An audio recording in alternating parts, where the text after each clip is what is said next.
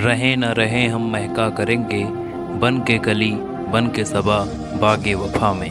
सुर कोकिला के नाम से मशहूर, जिनको चाहने वाले लता दीदी कहकर बुलाते थे, जिन्होंने पंडित जवाहरलाल नेहरू को भी रोने पर मजबूर कर दिया।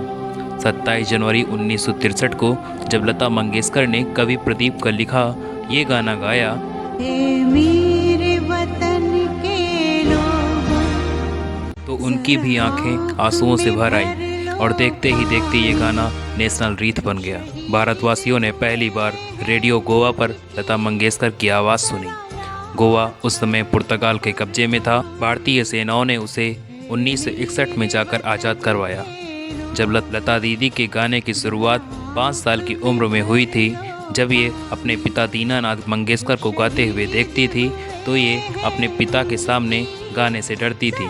लेकिन जब इनके पिता ने इन्हें गाते हुए छुप कर सुना, जब वो दरवाजे पर ही खड़े थे, तब उन्होंने लता को गाने के लिए कहा। यूँ तो लता दीदी ने कई गानों को अपनी आवाज़ दी है, लेकिन जो उनके लिए भी स्पेशल था वो था रसिक बलमा। पहले भारत में रही और बाद में पाकिस्तान चली गई नूरजहां और लता मंगेशकर के बीच करीबी दोस्ती थी। एक बार जब लता 1952 में अमृतसर गईं तो उनकी इच्छा हुई कि नूरजहां से मिल लें, जो कि 2 घंटे की दूरी पर लाहौर में रहती थी। उसके बाद दोनों लोगों ने एक पिछड़े हुए दोस्त की तरह आंखों में आंसू लिए एक दूसरे को गले लगा लिया और ये दृश्य देखकर दोनों मुल्क के सैनिक समेत तमाम लोग जो पास में ही खड़े थे वो भी रोने लगे। लता मंगेशकर को क्रिकेट का भी काफ़ी शौक था। उन्होंने पहली बार 1946 में मुंबई के ब्रेबोर्न स्टेडियम में टेस्ट मैच देखा था। उन्होंने इंग्लैंड के ओवल मैदान में पाकिस्तान इंग्लैंड के बीच हो रहे टेस्ट मैच का भी लुत्फ़ लिया था। लता मंगेशकर को वही शौक थे जो एक आम नागरिक को अपने जीवन में होते हैं। उन्हें कारों के साथ साथ हीरे और पन्नों का भी काफ़ी खासा शौक था।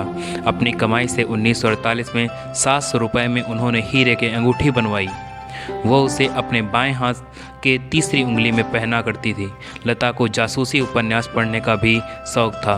लता मंगेशकर को मिठाइयों में सबसे ज़्यादा जलेबी पसंद थी। उन्हें गोलगप्पों का भी काफ़ी शौक था।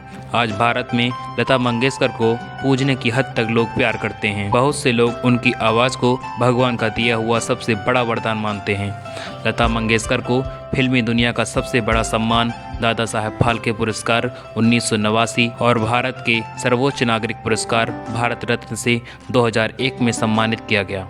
लता मंगेशकर को सबसे बड़ा ट्रिब्यूट दिया था मशहूर गीतकार मजरूह सुल्तानपुरी ने। लता मंगेशकर शीर्षक से लिखी नज़्म में उन्होंने लिखा था, जहाँ रंग न खुशबू है कोई, तेरे होठों से महक जाते हैं अफकार मेरे, इतनी बड़ी दुनिया में छू लेती है आवाज़ तेरी, सरहदें तोड़कर उड़ जाते हैं असहार मेरे। परंतु मैंने उन्हें हमेशा ही अपने पास पाया है। कई बार मुझे ऐसा लगा कि वो मेरे पास बैठे हैं, मुझे गाना सिखा रहे हैं। अगर कभी मुझे किसी बात का डर लगता था तो लगता था जैसे वो मेरे सर पे हाथ रख के कह रहे हैं, डरो नहीं लता, मैं हूँ।